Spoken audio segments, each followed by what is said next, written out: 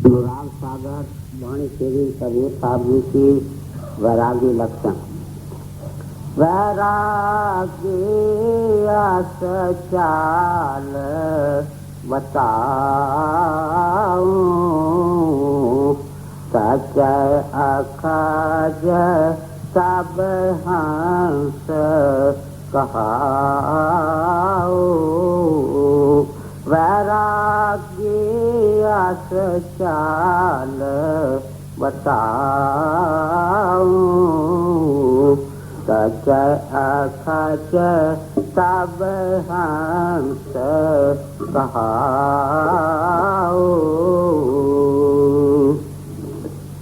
यह परम संत कबीर साहब की वाणी है।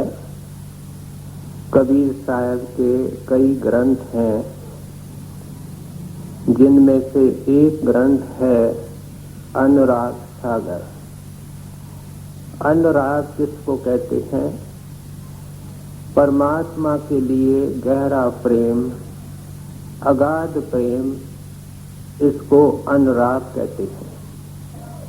ऐसे प्रेम का ये ग्रंथ एक लहराता हुआ सागर है। इस ग्रंथ के बारे में बड़े महाराज साहब फरमाया करते थे कि संत मत पर ये एक मौलिक ग्रंथ है। बहुत ऐसे कम ग्रंथ हैं जिनके अंदर रचना का हाल दिया गया है। इस ग्रंथ में कबीर साहब ने क्या क्या लिखा है, मैं संक्षेप में अर्ज कर दूं। लिखते हैं कि परमात्मा कहाँ है, परमात्मा ने ये सृष्टि कब बनाई और कैसे बनाई, ये काल और दयाल का क्या भेद है। इस ग्रंथ में कबीर साहब ने काल को धर्म राय लिखा है, और फिर जब त्रिलोकी इसके हवाले हुई तो युग कैसे शुरू हुए, सतयुग का, त्रेता का, द्वापुर का और कलयुग का हाल इसमें कबीर साहब ने लिखा है। फिर जब उस काल ने रचना शुरू की तो कैसे ब्रह्मा, विष्णु और महेश की उत्पत्ति हुई, उन्होंने किस तरीके से 84 और 4 खान की उत्पत्ति की, संत कौन है, संत कहाँ से आते हैं, सच्चा नाम क्या है, सच्चे नाम से कैसा लाभ उठा सकते हैं, जो सच्चा सत्संगी है उसकी क्या अवस्था होती है। ये विभिन्न प्रसंग हैं जो इस ग्रंथ के अंदर कबीर साहब ने वाणी के अंदर लिखे हैं। सारा ग्रंथ प्रश्न उत्तर के रूप में है। ऐसे कुछ महात्माओं के ग्रंथ हैं जो करीब करीब पूरे ग्रंथ सवाल जवाब के रूप में है। तुलसी साहब के भी ऐसे ग्रंथ है, घट रामायण है और रतन सागर है, ये भी प्रश्न उत्तर के रूप में है। सवाल किसने पूछे हैं? धनी धर्मदास ने पूछे हैं। धनी धर्मदास कबीर साहब के वक़्त एक करोड़पति सेठ था। उस जमाने के अंदर, सस्ताई के जमाने के अंदर उसके पास 14 करोड़ रुपए थे, इसलिए उसको धनी धर्मदास कहते थे। लेकिन धार्मिक प्रवृत्ति का आदमी भी था, भगवंत भक्ति का शौकीन था। गंगा के किनारे बैठ कर के ठाकुरों की पूजा कर रहा था। कबीर साहब ने उसको निकालना था, पिछले जन्मों का संजोग था। साधु के रूप में जाकर के कहते हैं, बाबा ये क्या कर रहे हो? धर्मदास की नम्रता सहित कहते हैं, ये भगवान की पूजा है, ठाकुरों की पूजा है। तो साधु पूछता है कि मेरा एक ही सवाल है कि तुमने कितनी देर तक, वर्षों तक इनकी सेवा, उपासना, पूजा की है। कभी इन्होंने तेरे से बात की है, किसी सवाल का जवाब दिया है, कभी तेरे को आशीर्वाद के 2 वचन कहे हैं। ये कह करके वह साधु अंतर्ध्यान हो गया। धर्मदास जी बड़े सोच में पड़ गए कि साधु ने तो सही बात कही।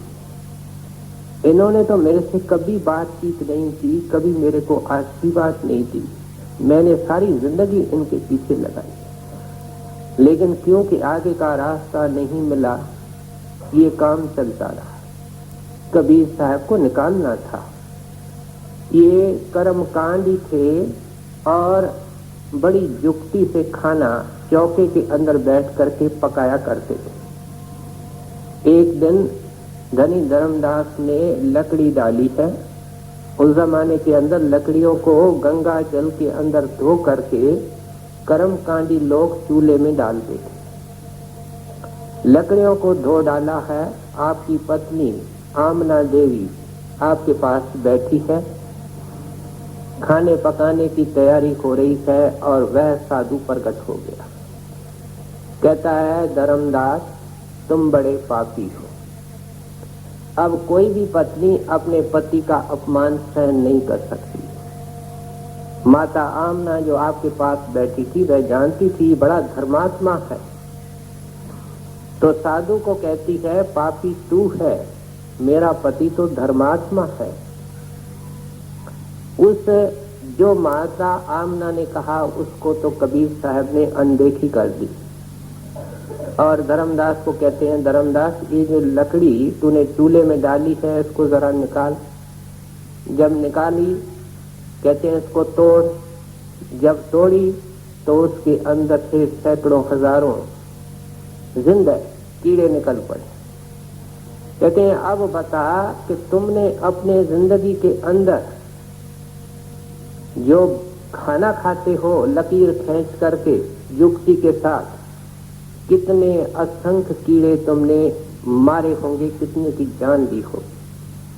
और फिर अगर मैं कहता हूं तू पापी है तो क्या गलत है? ये कह करके वह साधु अंतर्ध्यान हो गया। अब समय आ गया था, धर्मदास को सख्त चोट आई। आमना को कहने लगा कि तूने साधु को क्यों टोका? और अगर ये साधु पहले भी एक बार मेरे पास गंगा के किनारे होके मेरे को चिता के गया, अगर तू नहीं टोकती, मैं शायद इस साधु से कुछ ज्ञान लेता, आगे का रास्ता पूछता। तो आमना देवी क्या कहती है कि साधुओं की क्या कमी, गुड़ के ऊपर मक्खियां उड़ करके आती हैं, तो एक यज्ञ कर दे, ब्रह्म भोज कर दे, सब साधु आएंगे, वह साधु भी आ जाएगा। धर्मदास काशी में रहा करता था, उसके पास बेअंत माया थी। उसने ब्रह्म भोज रचा, यज्ञ किया और बेअंत साधु आए, लेकिन जिस साधु की खोज थी वह नजर नहीं आया। इतिहास कहता है, एक के पीछे दूसरा, दूसरे के पीछे तीसरा, कई यज्ञ किए, माया लुटाता गया, अंदर में तीर लग चुका था। और अब जब तक वो घाव नहीं भरता, चैन से बैठने वाला धर्मदास नहीं था। पैसा लुटाता गया, यज्ञ करता गया, काशी को भी छोड़ा और शहरों में जाकर के यज्ञ किए, कहीं उस तरफ का साधु हो। आखिर सब पैसे खत्म होने लगे और आखिरी दाव लगाया और इसने अपना अंतिम यज्ञ जाकर के मथुरा में किया। जब यज्ञ हो गया, साधु आ गए, मनोरथ पूरा नहीं हुआ, साधु को आंखें खोज रही है, साधु नजर नहीं आता। और जैसे जैसे नजर नहीं आता, इनकी उसके प्रति आस्था, श्रद्धा और प्रेम बढ़ता जाता है। ये कोई रवाजी साधारण महात्मा नहीं है। अब जब सब पैसे खत्म हो गए, अंतिम यज्ञ भी हो गया, कहते हैं अब घर को जाके क्या करूंगा? अब तो जिंदगी का कोई स्वाद नहीं रहा। दुनिया का धन भी गया और परलोक का धन भी नहीं मिला। अब जीने का कोई स्वाद नहीं। अब डुबकी लगा करके, छलांग लगा करके ये जो जमुना सामने बह रही है इसमें ही मर जाऊंगा। लेकिन अगर यहाँ छलांग लगाता हूं तो लोग देख लेंगे, बाहर निकाल लेंगे। कुछ दूर जाऊं, सुनसान के तरफ जाऊं, वहां जा करके अपने आप को पानी के अंदर फेंक करके जिंदगी को समाप्त कर दो। जाता है, जब थोड़ी सी एकांत की जगह में पहुंचता है तो साधु मिल जाते हैं। खूब रोया, क्योंकि ऐसी हालत में और क्या हो सकता है। दिल भर आया और जी भर करके इसने रोया। और कबीर साहब को, वो साधु कबीर साहब थे, कहने लगे, महात्मा जी मेरे को कंगाल करने में आपको क्या स्वाद आया? कहते हैं, धनी धर्मदास सुन, इससे पहले अगर मैं तेरे पास आता तो लोग कहते कि इसके धन को देख करके कबीर साहब इसके पास गए। तेरी पत्नी ने भी यही कहा था कि गुड़ के ऊपर मक्खियां, सच्चे साधु मक्खियां नहीं होती। कोई फिक्र न कर, अगर एक किस्म का धन गया है तो उसके एवज में दूसरा धन मिलेगा, आत्म धन मिलेगा। और ऐसा धन मिलेगा कि तू खूब खाएगा और कुटुंबियों को खिलाएगा, दुनिया को खिलाएगा, फिर भी वह जो धन है वो कम नहीं होगा, सवाया होता जाएगा। और कबीर साहब ने ये करके ही दिखाया। इनके अंदर अनुराग था, बड़ा गहरा प्रेम था, और धनी धर्मदास को उसने अपने जिंदगी में, कबीर साहब ने अपना रूप बना लिया, महात्मा बना लिया। और जाते वक्त संगत का काम उनके हवाले किया, उसको गति देकर के गए। तो इस धर्मदास ने ये सवाल उस वक्त पूछे हैं जब अभी अंदर का रंग नहीं चढ़ा है, अब जिज्ञासा है। और जिज्ञासा के तहत इसने ये सारे सवाल पूछे हैं जो इस अनुराग सागर के अंदर संग्रह किए गए। आज का जो इनका सवाल है, आज जो इस सत्संग का प्रसंग है, वह ये है कि महाराज जी, गुरुदेव कृपा करके समझाओ कि वैरागी के क्या लक्षण होते हैं। आम तौर पे वैरागी को हम समझ नहीं पाते। वैरागियों को हम जंगल में ढूंढने जाते। ये आम संसारी आदमी की मान्यता होती है कि वैरागी अगर आपको ढूंढना है तो किसी उद्यान, जंगल, पहाड़ में ही मिलेगा, और वो घर बार को छोड़ चुका होगा, भगवे पहनता होगा, कंद मूल के ऊपर गुजारा करता होगा, कोई विशेष झोपड़ी के अंदर, आश्रम के अंदर नहीं रहता होगा। इस प्रकार का आदमी ही वैरागी, आम संसारी आदमी वैरागी समझता है। लेकिन ये हमारे समझने के अंदर गलती है। महात्मा बड़े वैज्ञानिक तरीके से हमको समझाते हैं। कहते हैं, अगर तूने उदासी बन करके कपड़े छोड़ दिए, कपड़े का रंग बदल दिया, तूने घर छोड़ दिया, तुमने बालों को मुंडा लिया या रखा लिया, तुमने बाहर का कोई भी परिवर्तन किया, अच्छी तरह समझो कि अंत वेले तो ये सब शरीर के साथ नीचे रह जाते हैं। त्याग तो कुछ हुआ नहीं, क्योंकि ये बाल भी यहाँ रह जाएंगे, ये घर भी यहाँ रह जाएगा, ये कपड़े भी यहाँ रह जाएंगे। जो अंत वेले त्यागना है, तूने जिंदगी में उन बाहर मुखी चीजों को त्याग दिया। लेकिन अंत वेले क्या होता है कि दुनिया की इच्छाएं, दुनिया की तमन्नाएं इंसान जब चलता है त्याग नहीं सकता। क्योंकि मन इसके साथ चलता है, इच्छाएं मन में होती हैं, और इसलिए त्याग और वैराग क्या है? मन के इच्छाओं का परित्याग। पहले अच्छी तरह समझना चाहिए। जैसे बांसुरी होती है, बांसुरी के अंदर से बांसुरी बजाने वाला बड़ा मधुर संगीत पैदा करता है, यहाँ तक कि सांप जिसके अंदर विष होता है वह खामोश हो जाता है, अपने आप को भूल जाता है। लेकिन ये तब संभव है जब बांसुरी अंदर से पोली है, अंदर से खाली है। गुरु क्या चाहता है, संत क्या चाहता है? इसको अंदर से पोला करना चाहता है, इसकी सभी वासनाएं, सभी इच्छाएं खत्म करना चाहता है। फिर इसके जीवन में वो जो अर्शी संगीत है उसको ये भरना चाहता है। फिर वो साज निकलेगा, दिल को छेड़ने वाली आवाज निकलेगी, मन को मस्त करने वाली वो आवाज निकलेगी जो मुक्ति देती है, शांति देती है, असली वैराग देती है। ये है वैराग का असली अर्थ कि अपने आप को भुलाना, संसार को भुलाना। संसार को भुलाने का अर्थ संसार से अपनी तमन्नाओं और इच्छाओं को जड़ मूल से निकालना। बीज है तो पेड़ बनता रहेगा, इच्छा है तो संसार में आना पड़ेगा। पलटू साहब की कुंडली एक बार हमने ली थी, बीज वासना को जड़े तब छूटे संसार। कहते संसार से तुम्हारा छुटकारा नहीं होगा जब तक इच्छा का बीज तुम्हारे हृदय के धरती में मौजूद है।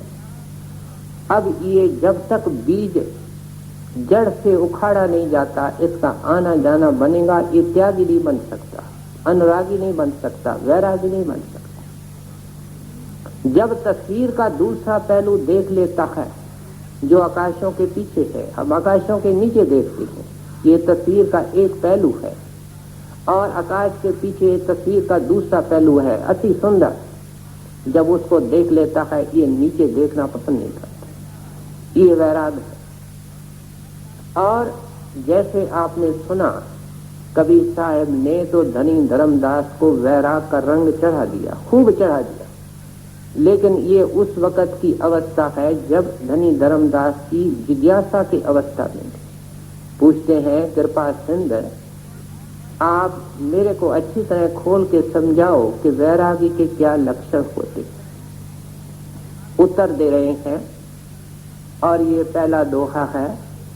कहते हैं, वैरागी असचाल बताऊं, तजे अखज तब हंस कहाऊं। कहते हैं हंस वैरागी है। हंस कौन है? आत्मा। अभी हम आत्मा और शरीर का एक मिश्रण बना हुआ है, मिक्सचर। शरीर नाशवंत है, आत्मा अमर है। दोनों के मेला को हम मनुष्य कहते हैं, इंसान कहते हैं। लेकिन जब इनका संबंध टूट जाता है जिंदगी में, जिसको जीते जी मरना कहते हैं, जब ये हो जाता है तब कहते हैं कि असली वैराग आता है। अब कहते हैं इस वैरागी ये तब हंस बनता है। अब आप पूछ रहे हो कि इस हंस की क्या चाल होती है, और इसके लिए पहला शर्त जो कबीर साहब पेश कर रहे हैं वह है तजे अखज, अखज को छोड़े। अखज शब्द का अर्थ क्या है? तामसिक भोजन। जब हम गीता को पढ़ते हैं तो भगवान तीनों गुणों का जिक्र करते हैं, रजो तमो सतो। उसके साथ साथ 3 प्रकार का भोजन भी आप फरमाते हैं। कहते हैं जैसा भोजन करोगे ऐसी मन की वृत्ति बनेगी। इसलिए सात्विक भोजन, तामसिक भोजन और राजसिक भोजन का जिक्र होता है, भगवान फरमा रहे हैं। और सात्विक भोजन कौन सा है? जितनी हमारी सब्जियां जितने हमारे अनाज, जितने हमारे फल और मेवे, दूध और दूध की बनी हुई चीजें, शहद इत्यादि, ये सात्विक भोजन है। अब सात्विक भोजन संतों महात्माओं ने खाने के लिए हिदायत की, साथ में एक और शर्त लगा दी कि अगर ये सात्विक चीजें कोई जो हंस बनना चाहता है, वैरागी बनना चाहता है, खाएगा और उसके कमाई के साधन अगर सात्विक नहीं होंगे तो भी उसकी मन की वृत्ति सात्विक नहीं बनेगी। ये जरूरी है कि सात्विक भोजन सात्विक तरीके से कमाया जाए। जो धन हम सात्विक तरीके से कमाते हैं, सात्विक तरीके से धन कमाने का मतलब किसी को कष्ट नहीं देना, ऐंचा तान से, जोर जबरदस्ती से, तूफान तोल करके, चोरी ठगी बेईमानी करके, रिश्वत ले करके धन कमाया जाएगा। कितना सात्विक भोजन खाए, मन की हालत सात्विक नहीं हो। जिस ऋषि मुनि महात्मा ने अपने अंदर दुनिया से नफरत पैदा की और परमार्थ का शौक पैदा किया, उस सब ने ये कहा कि हक हलाल की रोटी जरूरी है, अनिवार्य है, इसके बगैर गुजारा नहीं। सात्विक भोजन और कौन सा है? जो थोड़ी मात्रा के अंदर खाया जाए। सात्विक भोजन कौन सा है? मैंने श्रेणियां बता दी। और सात्विक तरीके से कमाया जाए और फिर उसको उचित मात्रा के अंदर पूरे अंदाज में खाया जाए। अगर सात्विक चीजें भी ज्यादा खाओ तो उनका असर राजसिक और तामसिक होता है। जितनी जरूरत है उसे 2 कम लुक में खाए जाए। खाने से पहले उस प्रभु का शुक्र किया जाए, क्योंकि संत मत जब हम पढ़ते हैं तो हम कदम कदम पर कर्म करते हैं। जो हम खाना भी सात्विक खाते हैं, दाल सब्जी वगैरह खाते हैं, इसमें भी बोझ लगता है। और गाय खाती है, भैंस खाती है, कुत्ता बिल्ला खाता है, एकदम खाता है, इंसान शुक्र के बगैर खाता है, तो क्या पशुओं से बढ़कर है? नहीं। इसको परमात्मा ने अपने रूप पर बनाया है, उसका शुक्र करके खाए। और कभी ऐसे खाने के अंदर से कोई नुक्स न निकाले। मन पसंद चीज नहीं है, ज्यादा है, उसको अलग करके रखे, किसी को टोके नहीं। ये है सात्विक भोजन। राजसिक भोजन क्या है? जिसके अंदर हमारे सारे मिर्ची मसाले आते हैं, हेवी चीजें आती हैं, जैसे हम केक, पेस्ट्री, नाना प्रकार की चटनियां, नाना प्रकार की तली हुई चीजें ये हम खाते हैं। ये राजसिक चीजें हैं। राजसिक चीजें क्या करती हैं? मन में चुस्ती पैदा करती, मन में एक्टिविटी पैदा करती है। ये हमेशा क्रियाशील रहता है, मन दौड़ना भागना चाहता है। जो आदमी नित्य प्रति राजसिक चीजें खाता है वो एकांत को पसंद नहीं करेगा। भजन वैष्णा और अनुरागी होना, वैरागी होना, ये एकांत का काम है। उसको काम चाहिए, बातचीत चाहिए, दौड़ना फिरना चाहिए। इसका जो राजसिक भोजन है उसका मन पे असर क्रिया का होता है। ये मन को उत्तेजित करता है, स्टिमुलेट करता है, पेसिफाई नहीं करता, शांत नहीं करता, स्टिमुलेट करता है, उसको उत्तेजित करता है। इसलिए संतों ने ये समझाया कि परमार्थ के लिए ये भोजन ठीक नहीं है। तामसिक भोजन, जो मन के अंदर अज्ञान है, हमारे अज्ञान के अनंत भंडार हमारे अंदर है, उसके अंदर वृद्धि करता है, उसको बढ़ाता है। अज्ञान के अंदर वृद्धि होती है, अंधकार में वृद्धि होती है तामसिक भोजन खाने। इसके अंदर सब प्रकार की मांस आ जाते हैं, सब प्रकार की मछलियां, अंडे, ये तामसिक भोजन में आती है। जितने कमाई वाले महात्मा अंदर गए, मैं नीचे वाले जोगियों की बात नहीं करता। बाहर मुखी भी हैं, वो खुद खाते हैं, सेवकों को कहते हैं इसमें कुछ नहीं है, खाओ। फिर कोई चक्रों के अभ्यास करने वाले योगी जन हैं, वे खाते हैं, सेवकों को मना नहीं करते। मैं उनकी बात नहीं करता।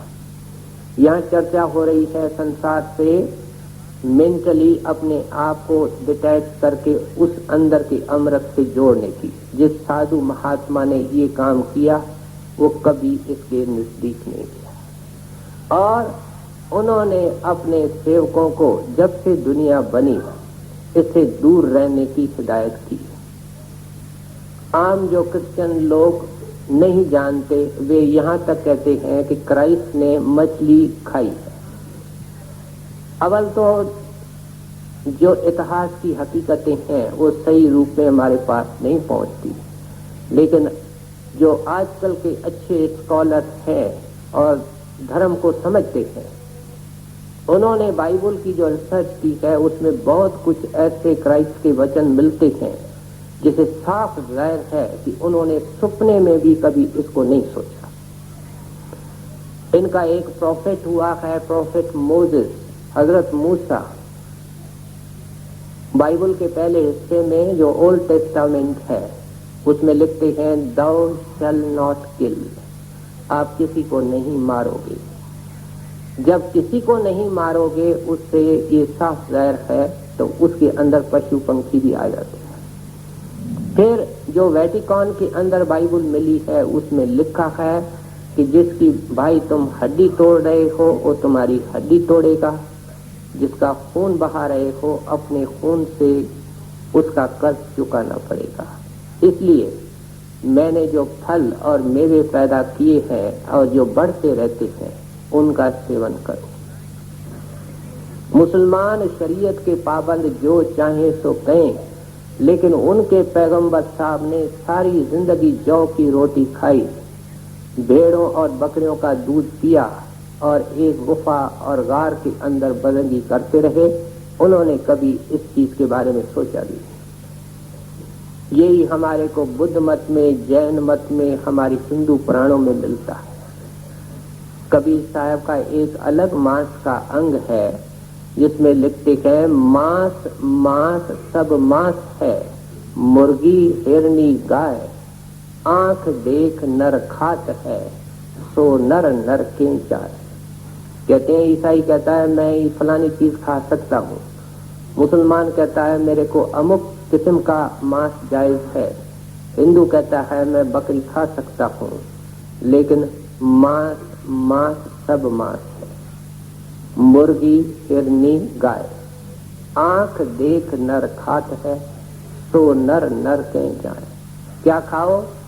कुछ खाना है खिचड़ी, माँ पड़े टुक नून, मांस पराया खाए थे, गला कटावे कौन। कहते हैं एक सुई लगती है तो चिल्लाते हो, भाई जरा सोचो क्या कर रहे हो, अंधे क्यों बन रहे हो? आप घाती तो महापापी, आप अपना ही घात कर रहे हो। तो इसलिए संतों महात्माओं ने करीब करीब ग्रंथ साहब को पढ़ो, वहां मना है। दुनिया के जितने कमाई वाले शब्द स्वरूपी महात्मा थे सब ने इसको जायज नहीं ठहराया। कहते हैं ये मन के अंदर अंधकार पैदा करता है। बहुत सारे लोग इससे नफरत करते हैं, लेकिन डॉक्टरों ने उनके मन में एक भ्रम पाया हुआ है कि इसके खाने से शरीर का बल और शक्ति बनी रहे, लेकिन ये भी आउटडेटेड ख्याल है। जो मांसाहारी देश है, यूरोप और अमेरिका के डॉक्टरों ने रिसर्च की है। एक डॉक्टर कैरिंगटन है, उसने तो सारी जिंदगी इसी विषय पर रिसर्च की है और इस नतीजे पर पहुंचे हैं कि फल मेवे सब्जियां वगैरह इनके अंदर हमको ऐसे तत्व मिल सकते हैं जिससे कि इंसान बहुत तंदुरुस्त रह सकता है। इंसान अजीब अकल का मालिक है। अगर ये प्रकृति के तरफ देखे तो हाथी के अंदर कितना बल है और हाथी क्या खाता है। अगर परमात्मा एक हाथी से इतना बड़ा काम घास के द्वारा ले सकता है, एक घोड़ा जो सारा दिन तांगा चलाता है और घास खाता है, तो क्या परमात्मा में इतनी समझ नहीं थी कि इंसान जो थोड़ा चलता फिरता है उससे घास के ऊपर रख सके? ये केवल हमारा मन है जो हमको इस तरफ ले जाता है। क्यों ले जाता है? क्योंकि ये मांस खाने की आदत हमको हर जूनी के अंदर पड़ चुकी है। कीड़े क्या खाते हैं, देखो पंछी क्या खाते हैं, बैठे कीड़े खाते हैं। ये करीब करीब कुछ जानवरों को छोड़ करके बाकी सारी प्रकृति के अंदर मांस खाया जाता है। ये हमारी एक जन्म की नहीं, करोड़ों युगों की पुरानी आदत है। फिर महात्मा कहते हैं कि जिस चीज को तुम असली रूप में, जिस रूप में तुम देखते हो उस रूप में नहीं खा सकते, वह चीज खाने के लायक नहीं। मेवा है, सब्जी है, अनाज है, उसको तुम देख भी सकते हो, खा भी सकते हो। कोई आदमी कच्चा मांस जो लहू और खून से भरा हुआ है नहीं खा सकता, मछली को नहीं खा सकता। फिर ये डॉक्टर लोग हमको कह रहे हैं कि जब जानवर काटे जाते हैं तो उनको कई बीमारियां होती और खाने वाले को कोई पता नहीं होता मैं किस जानवर का मांस खा रहा हूं। अमेरिका के अंदर ये सिद्ध किया गया है कि सबसे ज्यादा कैंसर और ये टीबी केवल मांसाहारी जीवों को होती है और इन जानवरों से होती है जिनको ये बीमारियां हैं। तो परमार्थ के दृष्टि से देखा जाए, स्वास्थ्य के दृष्टि से देखा जाए तो ये भोजन वंचित है, मन में अंधकार पैदा करता है, प्रभु के घर से दूर करता है। इस अखज के अंदर दूसरा क्या आता है? जितने नशे हैं, शराब, पोस्त, गांजा, आफीम, जितने भी नशे हैं ये सब अखज में आते हैं। महात्माओं ने इसकी मना की। क्यों? मैंने अर्ज किया है, शराब फारसी शब्द है, शर का मतलब है शैतान, आपका अर्थ है पानी। ये शैतान का पानी है। जो शैतान का पानी पीता है वह शैतान बन जाता है, वह रहमान से दूर हो जाता है। कबीर साहब अपने वाणी के अंदर क्या लिखते हैं? अवगुण कहूं शराब का, सुन लीजिए ज्ञानवंत। कहते हैं तुम ज्ञानवंत हो, ज्ञान लाना चाहते हो, इंसान बने हो। ये क्या करता है शराब? कहते हैं मानिश से पशुआ करे, द्रव गांठ से दे। द्रव किसको कहते हैं? पैसा। कहते हैं पैसा देता है, ऐसी चीज ले आता है जो इसको पशुआ, मानिश से पशुआ करे, जो इंसान से इसको हैवान बना रही है। इंसान से हैवान बन रहा है और गांठ से पैसे खर्च कर रहा है।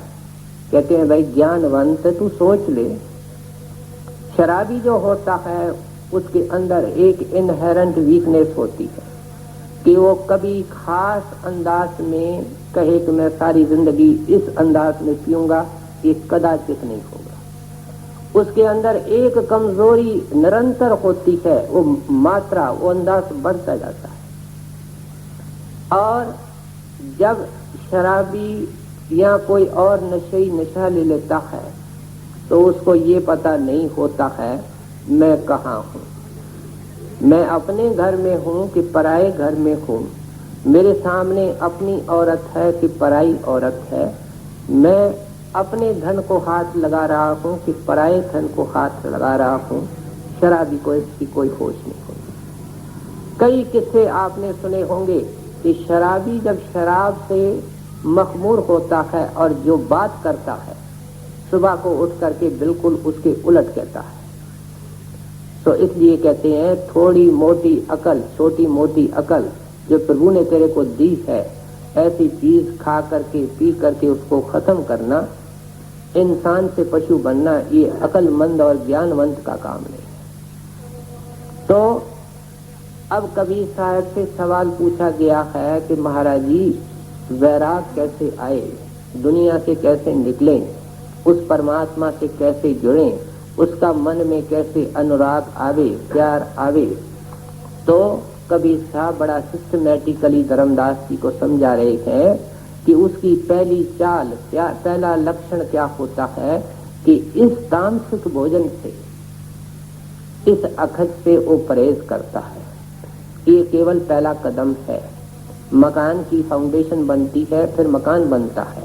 अब कैसे कैसे ये फाउंडेशन बनेगी, कैसे कैसे ये भक्ति का मकान बनेगा और कैसे ये ऊपर जा करके वैरागी और भगत बनेगा, इसको आप आगे ध्यान से सुनिए। वैरागी आस चाल बताऊं, सचया खज तब हंस कहाओ, जीवतया राखे और माही, मन वचन करम कात को नाही। अच्छी तरह समझा रहे हैं। कहते हैं ये संत जन जो खुद वैरागी है, प्रभु के मस्ती के अंदर मस्त होते हैं, दुनिया में रहते हैं, लेकिन उस साहब के मस्ती के अंदर उनको दुनिया का कोई मैल नहीं लगती। वैराग का अर्थ क्या है कि दुनिया का जो राग है उससे हमारा मुख मुड़ जाए। राग क्या है? अटैचमेंट। दुनिया की अटैचमेंट निकल जाए और उस प्रभु की अटैचमेंट आ जाए। कहते हैं ये जो महात्मा जन होते हैं, संत जन होते हैं, इस तामसिक भोजन की, अखज की मना इसलिए करते हैं क्योंकि इसके अंदर हिंसा है। और ये हिंसा कौन सी है? ये कर्म की हिंसा है। जीव दया राखे और माही। कहते हैं सभी जीवों के ऊपर दया रखने वाला ही वैरागी बन सकता है। परमात्मा परम पिता जो सारे सृष्टि का बनाने वाला है, वह दयाल है। और सतगुरु उसका रूप है, वह भी दयाल है। महात्मा भी दयाल है। और जो उनके चरणों में बैठ करके उस दयाल देश को जाना चाहता है, सच्चा सत्संगी बनना चाहता है, कबीर साहब कहते हैं उसके मन के अंदर भी दया होनी चाहिए। जैनियों के ग्रंथों को पढ़ते हैं तो उसमें हिंसा का जिक्र आता है। बार बार हिदायत की जाती है कि अहिंसा का पालन करो। मांस खाने की मना भी अहिंसा के आधार पे की जाती है। वे क्या कहते हैं कि हिंसा 3 किस्म की पहले होती है। एक जो खुद हिंसा करता है या सीधा हुक्म देता है हिंसा करने के लिए। तीसरा एक होता है जो पर्दे पोशी करता है, अप्रत्यक्ष रूप से हिंसा के लिए कहता है। जैसे घर का बुजुर्ग मांस लाया, बच्चों को कुछ पता नहीं, निर्दोष हैं, वे भी खाते हैं, उसका भागी भी वो पिता बनता है, बच्चे तो बनते ही हैं।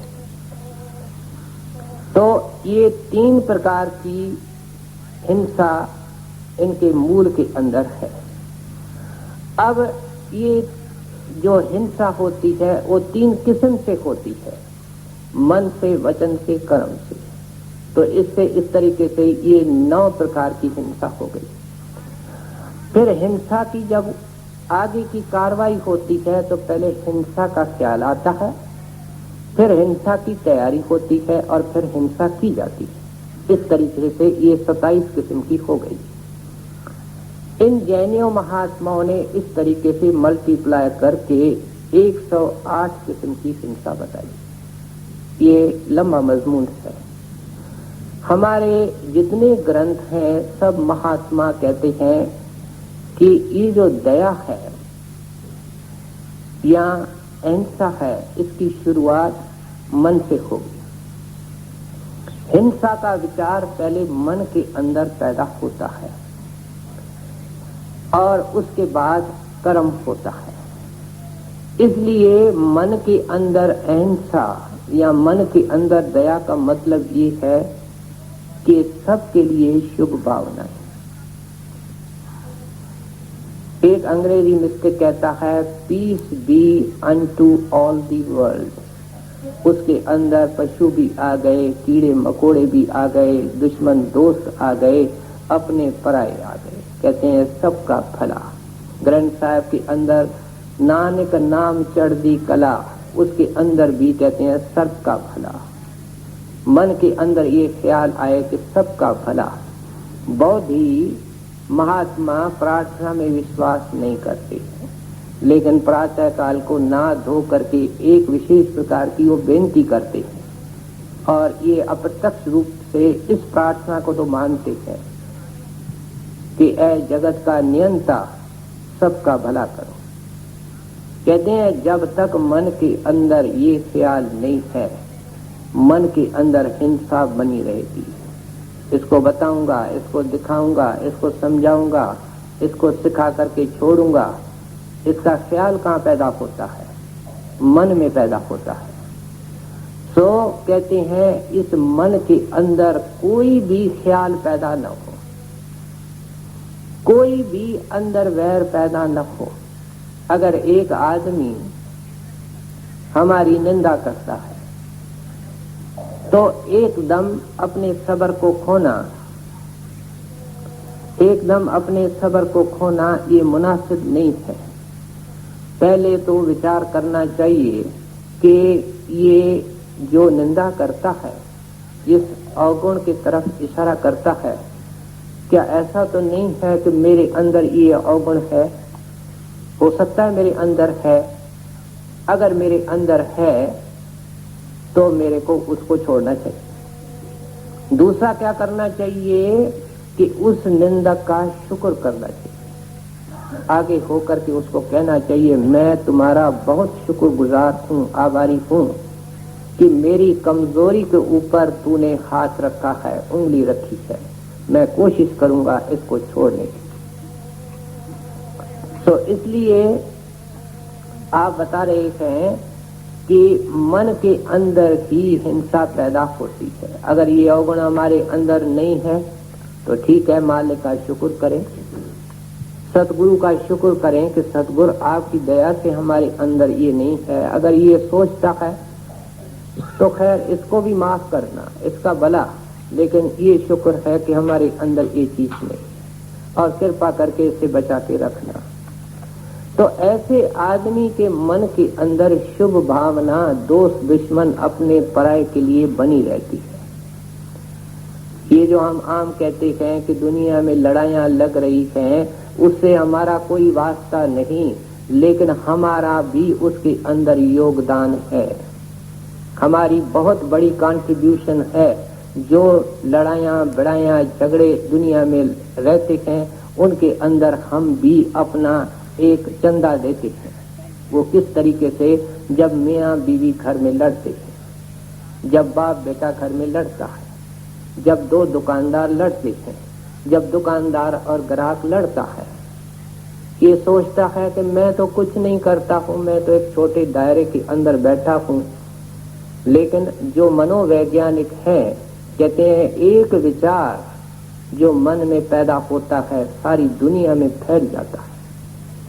हजूर महाराज जी एक बड़ी रोचक वार्ता सुनाया करते थे कि एक बार बीरबल अकबर को यही बात समझाना चाहता था, लेकिन अकबर नहीं मान रहा था। अकबर और बीरबल एक बार सैर करने के लिए निकले। बादशाह को बादशाही कपड़े नहीं थे, वेशभूषा नहीं थी। कहने लगे बादशाह, अब वो सामने खेत में एक जमींदार खड़ा है, तुम उसके बारे में बुरे बुरे ख्याल मन में रखो। अकबर को कहता है। 10 मिनट के बाद अकबर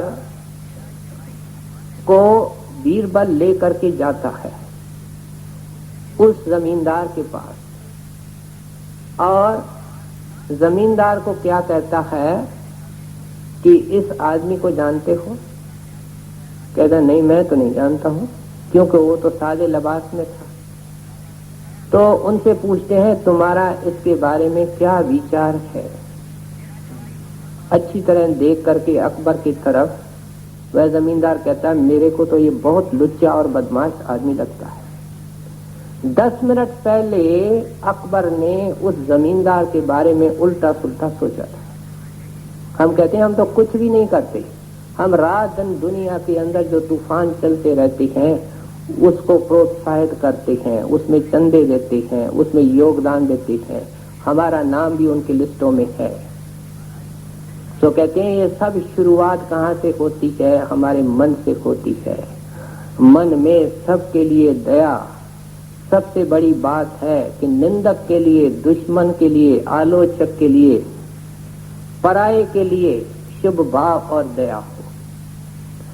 और फिर कहते हैं अगर मन की ये हालत है तो कर्म की हिंसा होगी नहीं, और ऐसा आदमी कभी मांस मछली के नजदीक तो क्या जाएगा, किसी का दुख दर्द और परेशानी देख करके मक्खन की तरह पसीज उठेगा, पिघल जाएगा।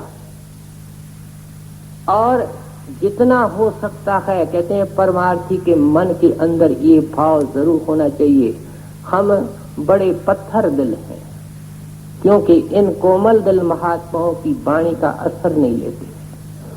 हम तो केवल कहते हैं हमारे को मिलता है बस ठीक है, हम सुखी हैं बस ठीक है। हम आंख फैला के नहीं देखते हैं कि लोग कितने दुखी हैं। अगर संत भी इस तरीके से सोचें, जिस तरीके से हम सोचने लगे हैं, तो वे क्यों सचखंड से आएंगे? वे क्यों यहाँ दुनिया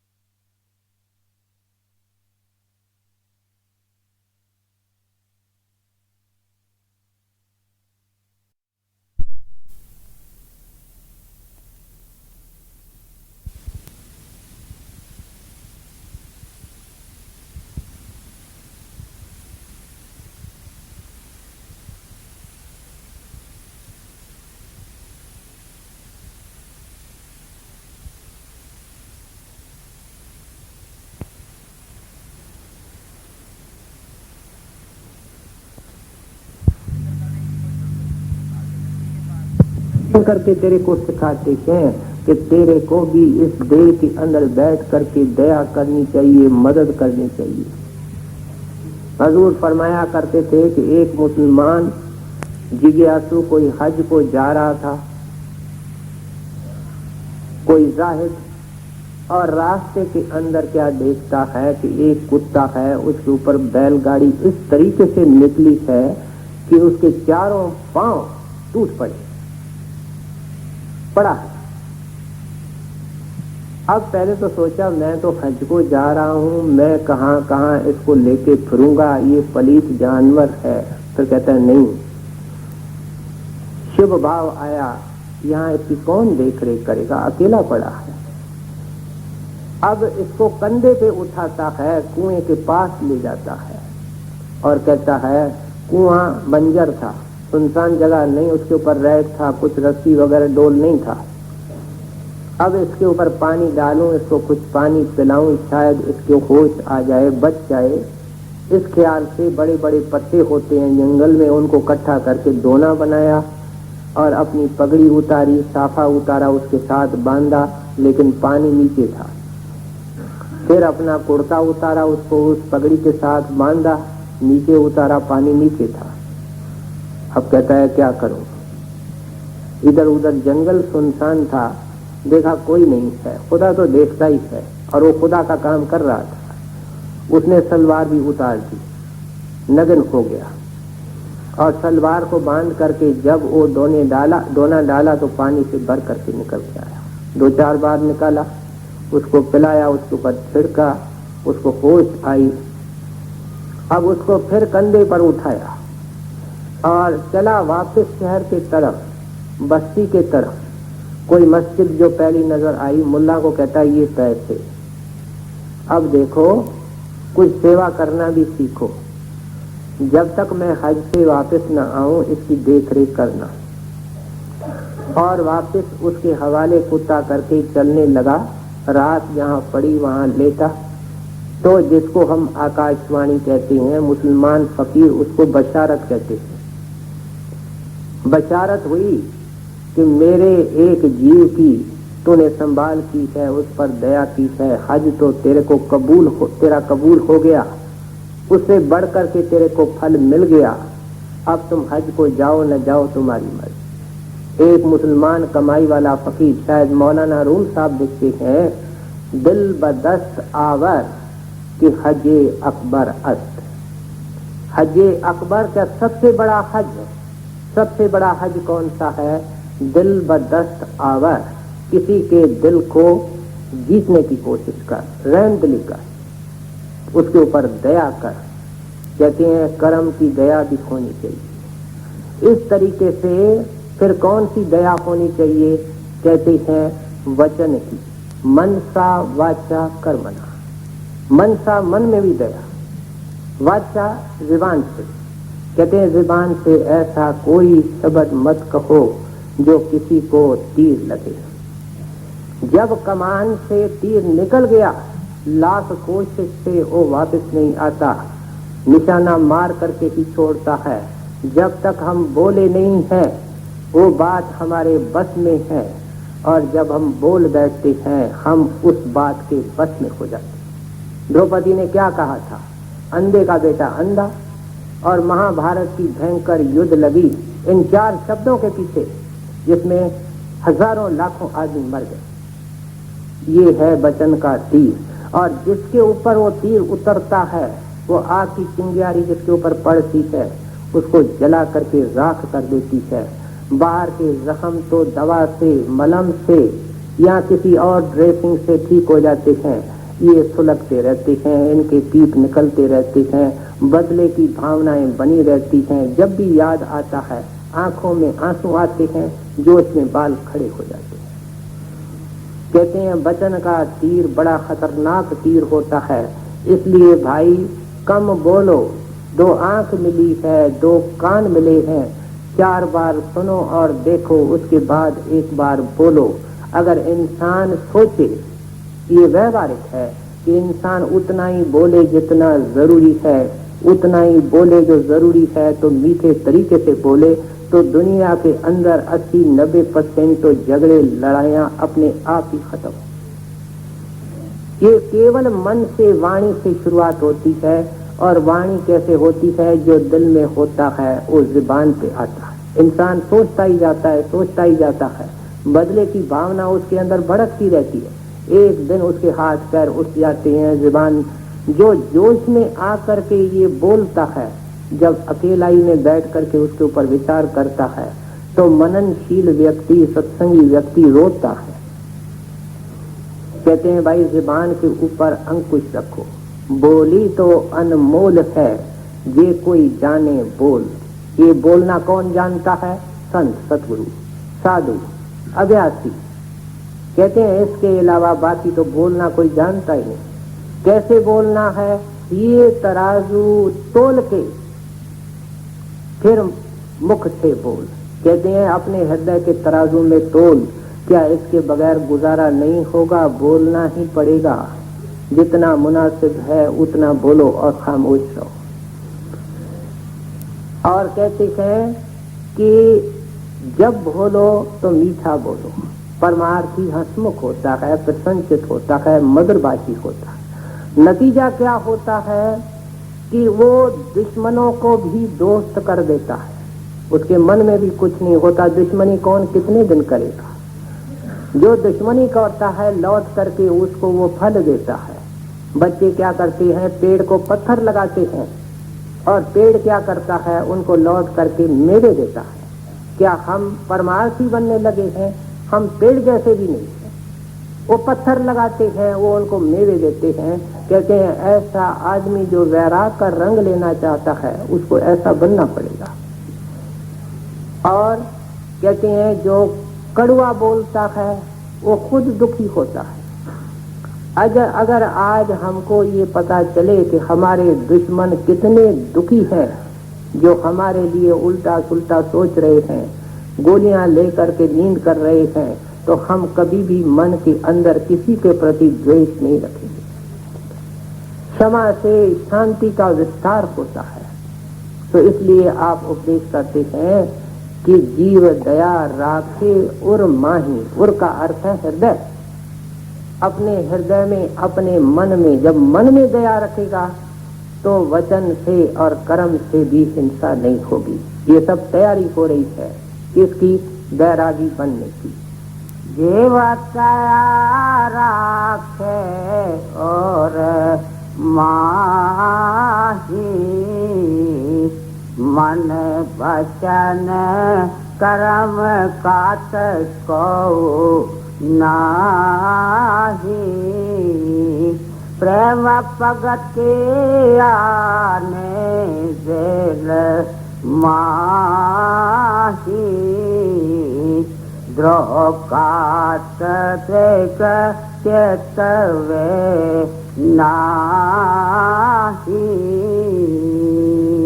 अब इतना जो कुछ कबीर साहब ने समझाया, इतना तो हम आम तौर पे दुनिया के लोग जानते। क्या जानते हैं?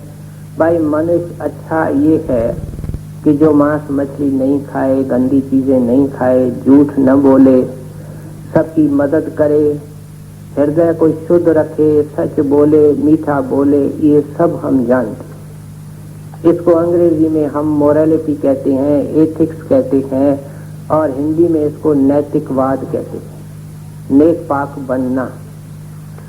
अब ये जो मोरलिस्ट हैं, नैतिकवाद के अंदर जो विश्वास रखते हैं, ये जहां तक जाते हैं बिल्कुल सही दिशा में कदम है। वैरागी की ये तैयारी है, मकान की ये फाउंडेशन है, सफर की ये तैयारी है। अब आप देखो, जब हम सफर की तैयारी करते हैं, सब ध्यान से ये बातें सोचने की हैं। सफर की तैयारी उस वक्त होती है जब हम कोई काम अपने सामने, कोई मकसद रखते हैं, इस जगह में हमको जाना है इस काम से।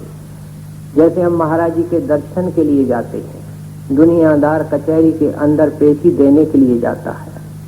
यहाँ कुछ लोग होते हैं जो किसी विशेष जगह को सैलानी बन करके देखने के लिए जाते हैं।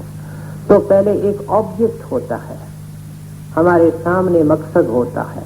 फिर क्या करते हैं, हम सफर की तैयारी करते हैं, और जो जो हमको सामान उस सफर के अंदर सुख देने वाला होता है उसको हम इकट्ठा करते हैं, और वहाँ रहने के लिए जो पैसे वगैरह की जरूरत होती है उसको इकट्ठा करते हैं।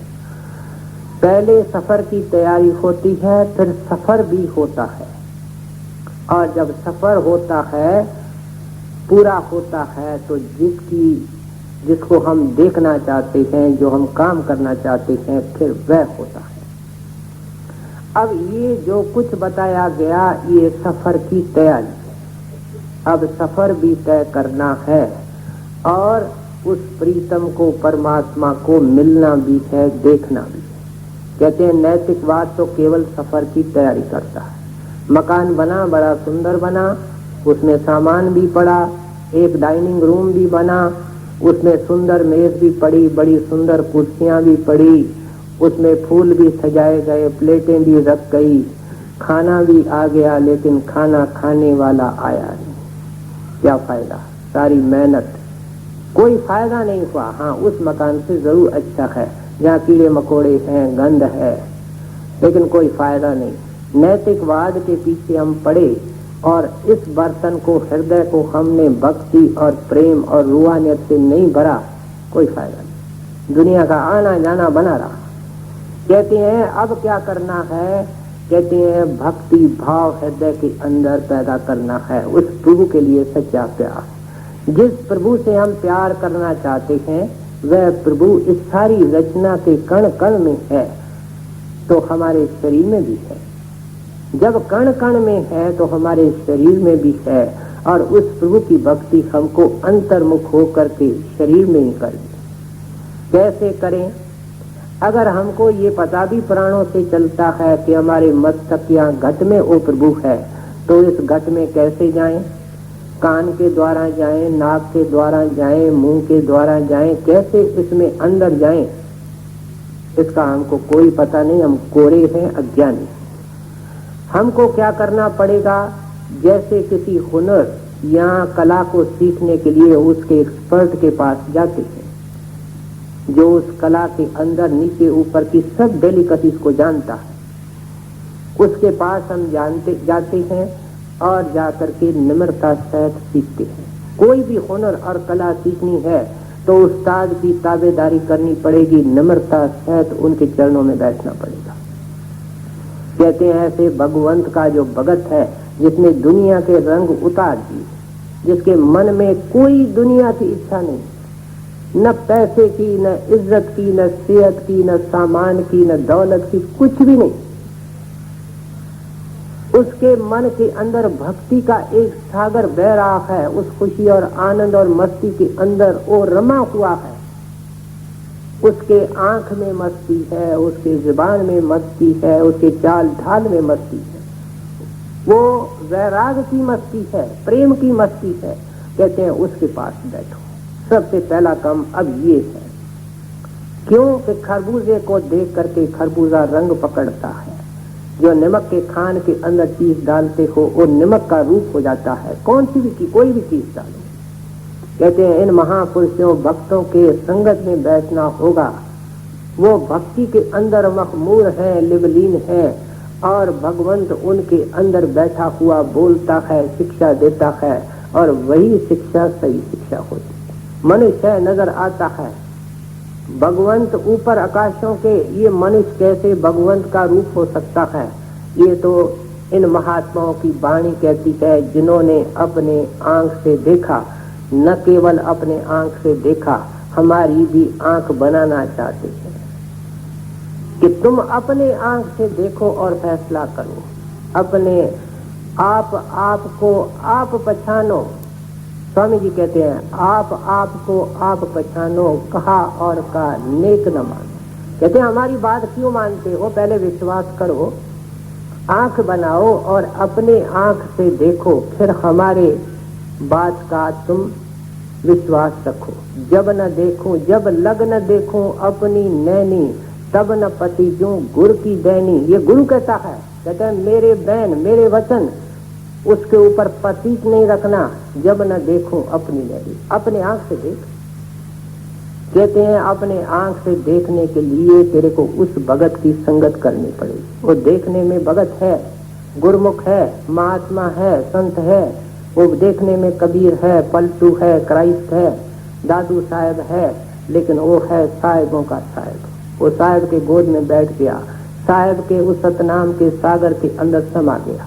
कबीर साहब कहते हैं तेरी दो आंखें हैं, लेकिन उसमें नजर एक होती है, ऑब्जेक्ट एक जाता है। तुम्हारे दो कान हैं, उसमें आवाज एक जाती है। ठीक उस तरीके से हस्तियां दो नजर आती हैं, लेकिन जो महात्मा अंदर जाते हैं वे कहते हैं केवल देखने का भेद है। अगर किरण धरती पर है तो हम उसको धरती पर देखते हैं, वो धूप के रूप में नजर आती है, लेकिन क्या वो सूरज से जुड़ी हुई नहीं है? क्या सूरज से वो अलग है? ये मोटा एक ज्ञान है, मोटी एक मिसाल है।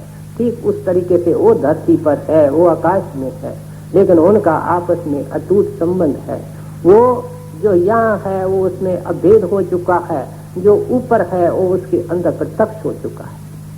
कहते हैं ऐसे भगत के पास बैठ और उसके संगत से कैसे लाभ उठाना है, कैसे क्रमवार ये वैराग का रंग लेना है, इसी को ही कबीर साहब आगे खोल करके समझाते हैं। प्रेम पगते आने तेल माही, द्रोह कात त्रिग चेतवे नासी, लेवे पान मुक्ति की चापा, जाते में ते करम ब्रह्म आपा। कहते हैं ऐसे महात्मा को कोई स्वार्थ नहीं होता, उसको अपने तरफ से देना पड़ता है। दसम पातशाही श्री गुरु गोविंद सिंह जी महाराज वाणी में क्या लिखते हैं कि मेरा नीचे आने का बिल्कुल इरादा नहीं था, मैं बिल्कुल यहाँ दुनिया में आना नहीं चाहता। भाई मैं बताता हूँ, मैं साहेब की केवल मर्जी रखने के लिए, उसका हुक्म बजाने के लिए, उसको हुक्म को टाल नहीं सका, मैं आपके लिए यहाँ आया। कहते हैं ऐसा महात्मा जब मिल जाए तो उनके चरणों के अंदर बैठ करके निम्रता सहित पूछना चाहिए कि गुरुदेव मेरे को अब इस दुनिया की नश्वरता से निकलने के लिए क्या करना चाहिए, किस तरीके से मेरे अंदर रात दिन उस प्रभु का प्यार आए, वो प्रीतम मेरे अंदर समा जाए, मैं उसमें समा जाऊं। ऐ कृपा सिंध कृपा करके मेरे को साधना बताओ, मेरे को युक्ति बताओ, मेरे को नाम दान दो, मेरे को अंदर जाने का भेद दो, मैं कैसे नाम की कमाई करूं। ये सब प्रेम से, निम्रता से, अदब से मांगना पड़ेगा, क्योंकि काल और दयाल का जो समझौता है, जो उनकी एग्रीमेंट है, उस एग्रीमेंट का एक ये शर्त है, एक ये क्लास है कि संत से जब तक जीव नाम मांगेगा नहीं, अंदर जाने का भेद मांगेगा नहीं, संत आगे हो करके उसको नहीं कहेंगे आओ हम नाम देते। आज तक संत ये नहीं करता। और उस समझौते की एक ये भी शर्त है कि महात्मा कभी करामत दे करके नाम नहीं देगा, नहीं तो संत समर्थ होता है, अंधे को आंख दे करके और मुर्दे को जिंदा करके 4-5 ऐसे काम करे, सब जगह मशहूरी होगी और लोग आ जाएंगे। लेकिन ये दयाल और काल का जो समझौता है उसकी शर्त है कि ऐसे जो परम संत होते हैं करामत दिखा करके जीवों को अपने चरणों में नहीं बुलाएंगे। तो इसलिए कहते हैं कि ऐसे संत के पास जा करके ये मांगे। अब ऐसे संत के पास कौन पहुंचता है?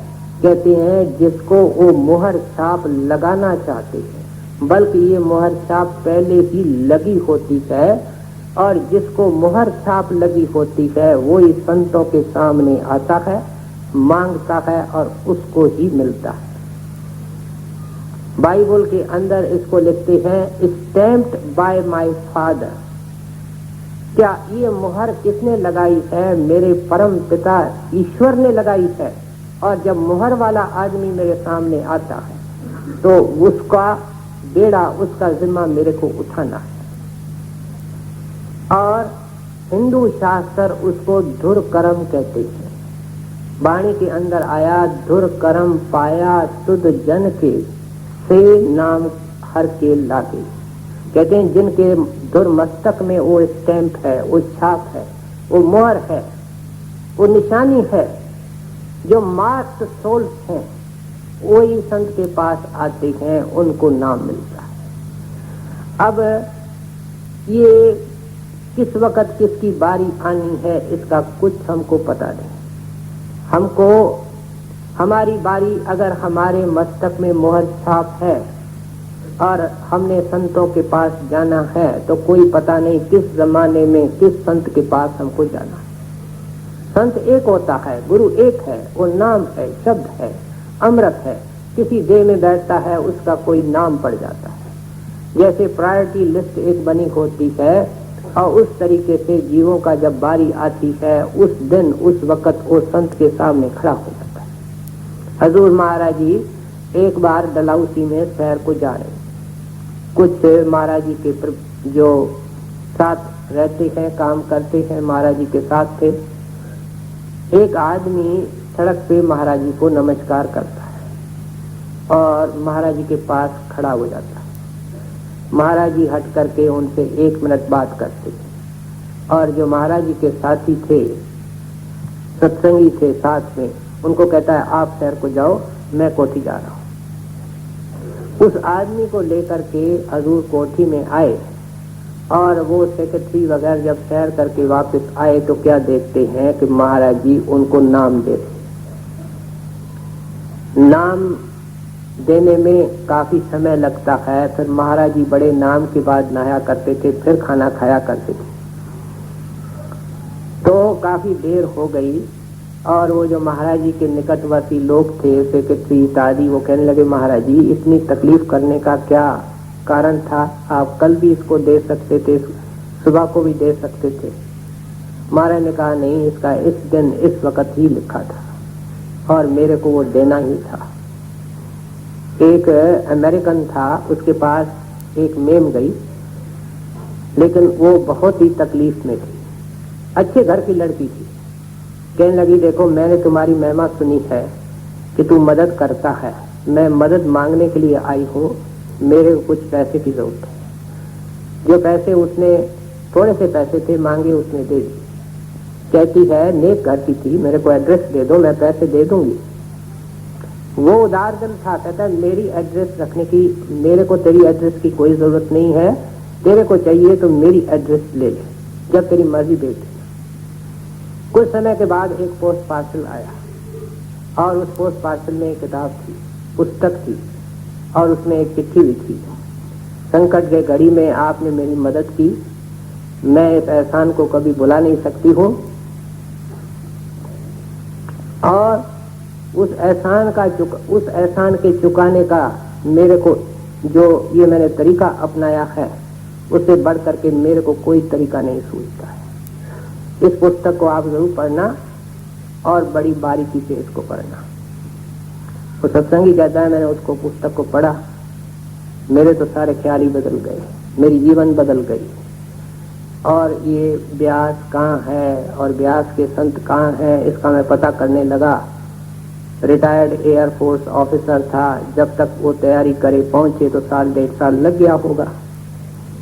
महाराज जी के पास आकर के क्या कहता है कि मेरे को यहाँ पहुंचने में 1.5 साल लगा है, और संत मन में क्या कहते होंगे कि इसको यहाँ पहुंचाने में हमको 1.5 साल लगा। वो पहुंचने वाला नहीं था, उसने क्या कोशिश की थी। तो इसलिए कहते हैं कि मुहर छाप संतों से लगवानी है। सारा दिन वर्कशॉप में घूमे, 30 दिन घूमे, लेकिन अगर उसका मास्टर रोल पे नाम नहीं है, जो तनख्वाह जिनकी ड्रॉ होती है, तो उसको घूमने का, सैर करने का, काम करने का भी कोई तनख्वाह नहीं। इसलिए कहते हैं कि संतों से निम्रता है, हाथ जोड़ करके प्रेम से मांगे, अंदर जाने का भेद मांगे। और संत दयाल होते हैं, बुलाने वाले भी हो, देने वाले हो, और चढ़ाने वाले हो, बनाने वाले हो।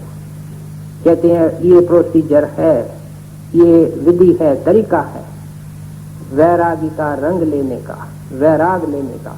आगे और क्या इनके लिए शर्तें पेश कर रहे हैं, इसको भी सुन लीजिए। वैर पान मुक्ति की छापा,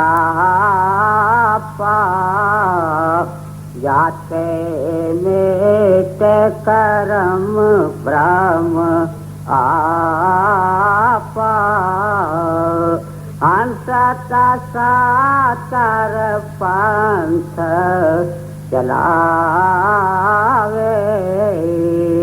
श्रवणी कंठी चला चला गावे, रोखा फीका करे आहारा,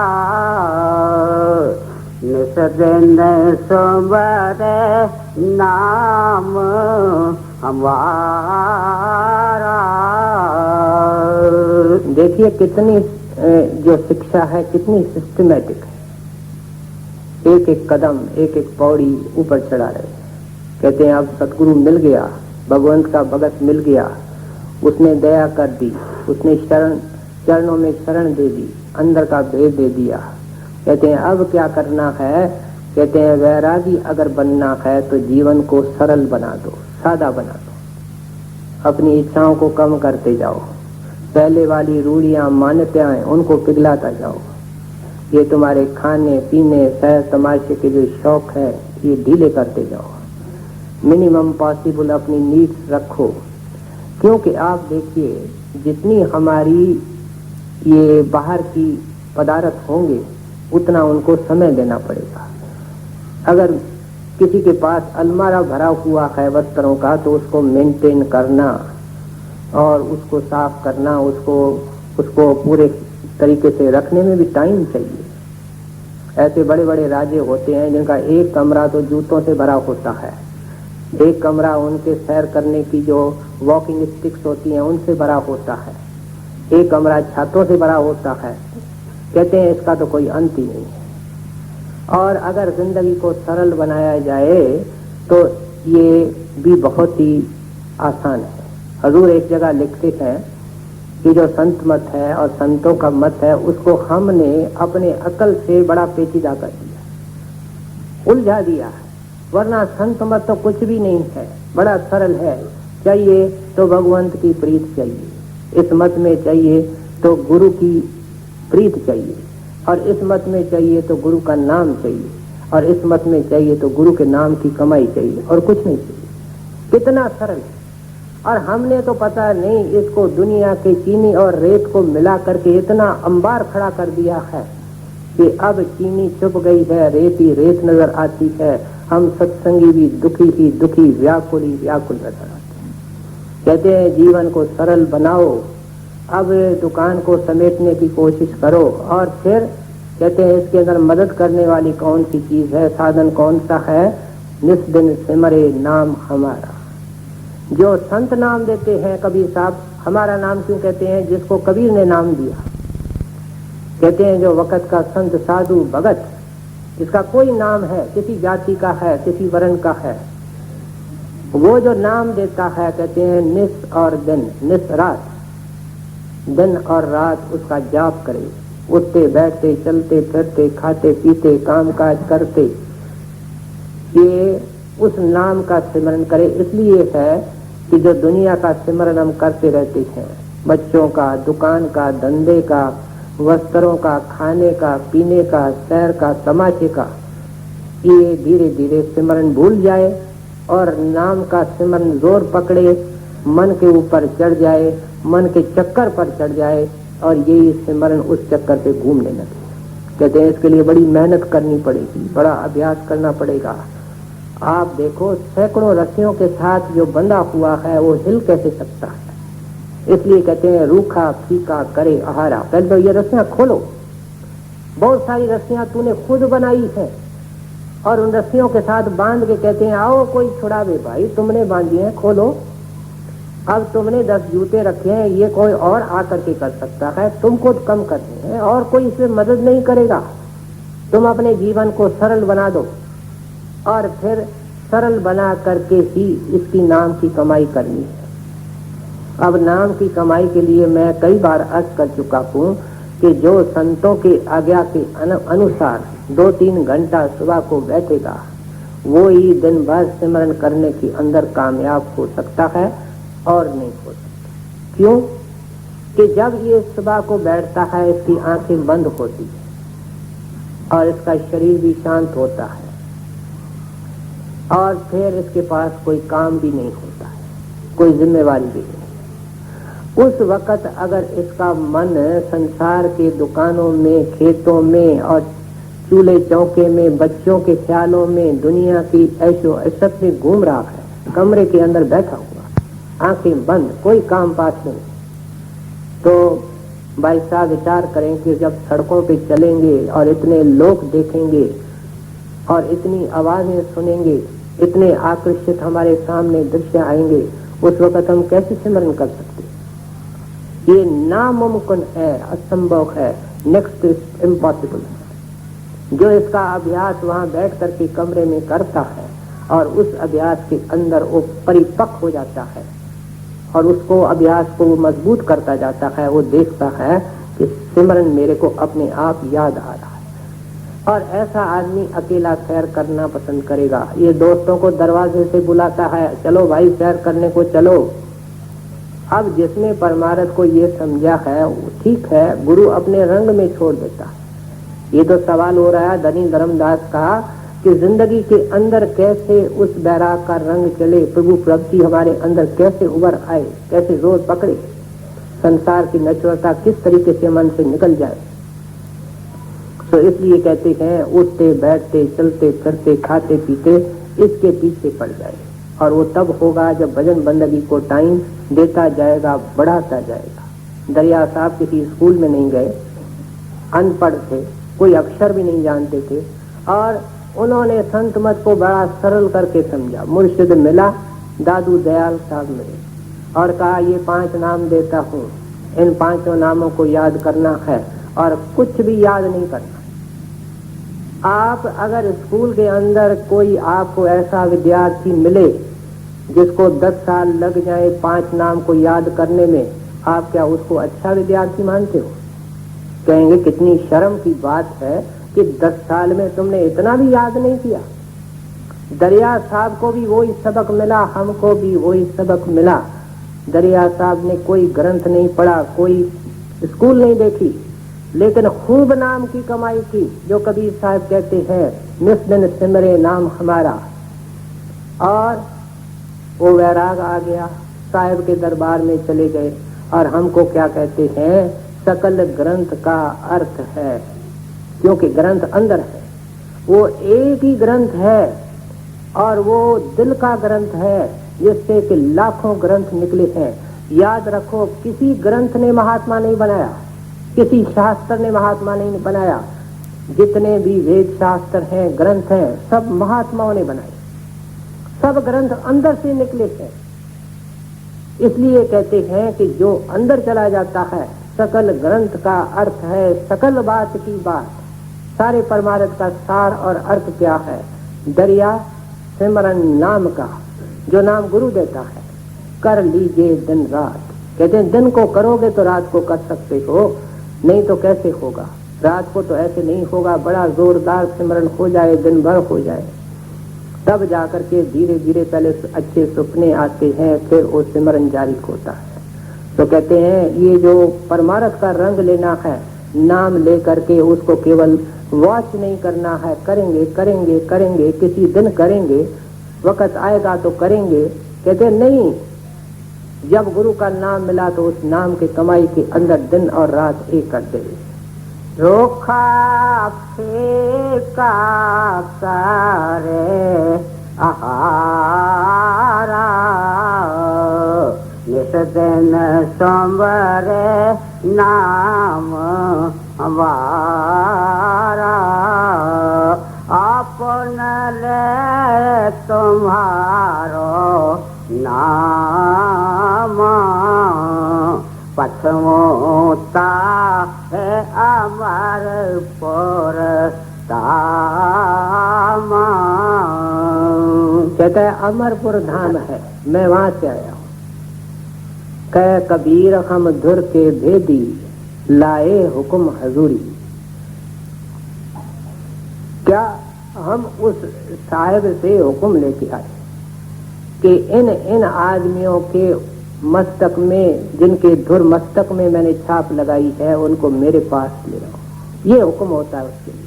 और जिसको वो मंजूर नजर करता है, कहते हैं उसको वहां पहुंचाएगा। उस देश को क्या कह रहे हैं?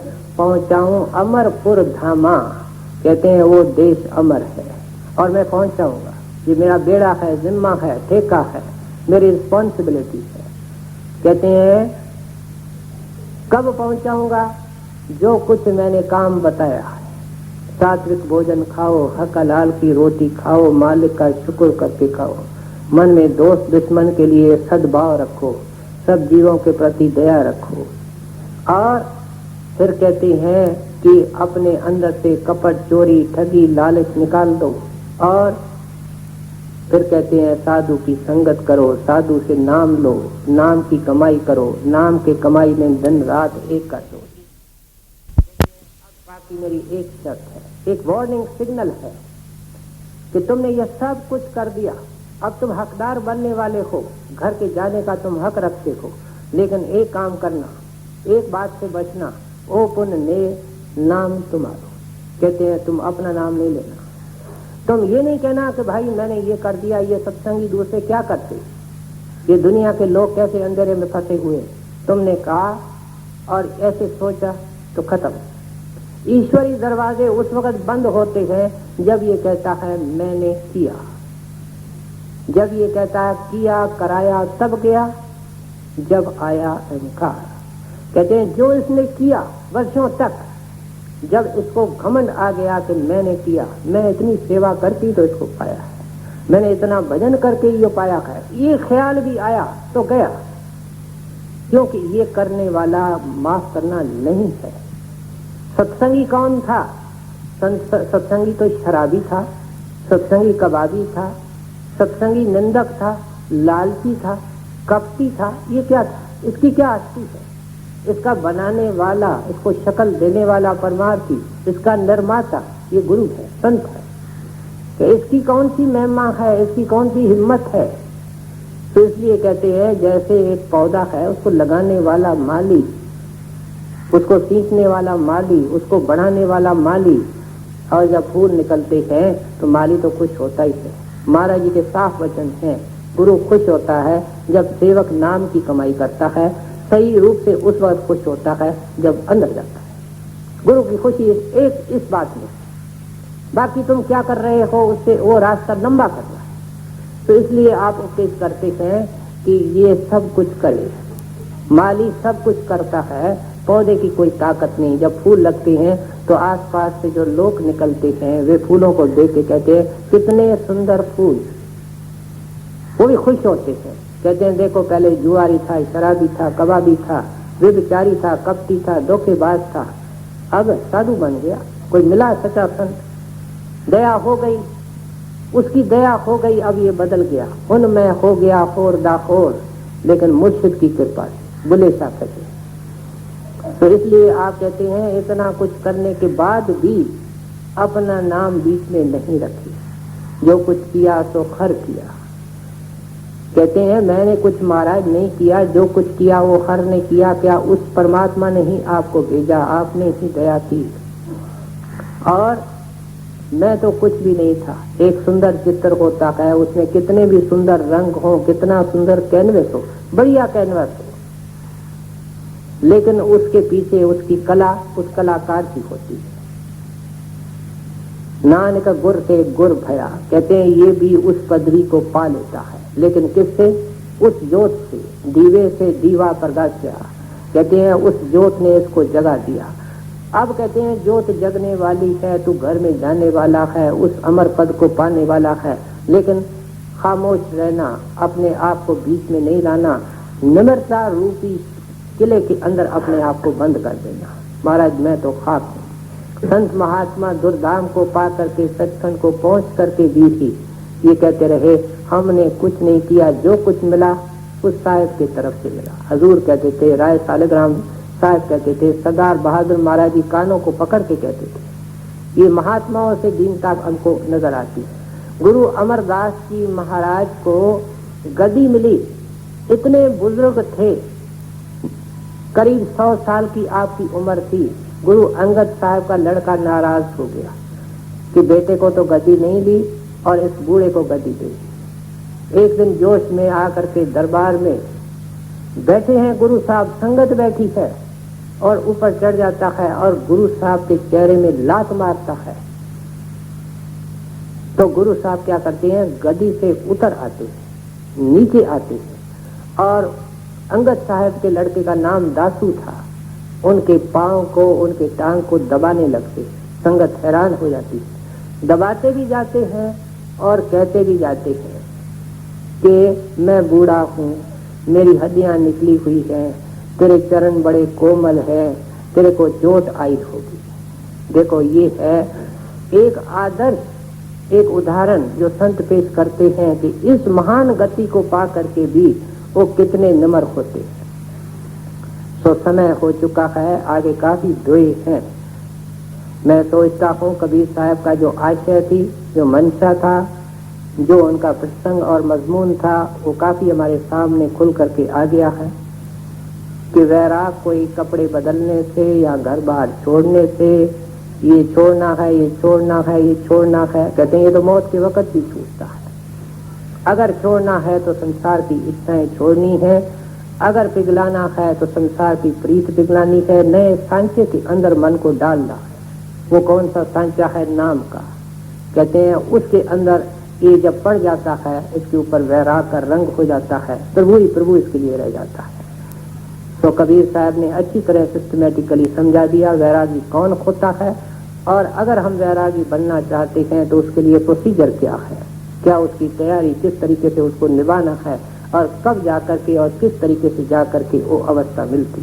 रोखा फेका करे आहारा, इस दिन सोमवारे नाम हमारा, अपन ले तुम्हारो नाम, पठमोता है आबार पर तामा, अपन ले तुम्हारो नाम, पठमोता है आबार पर तामा।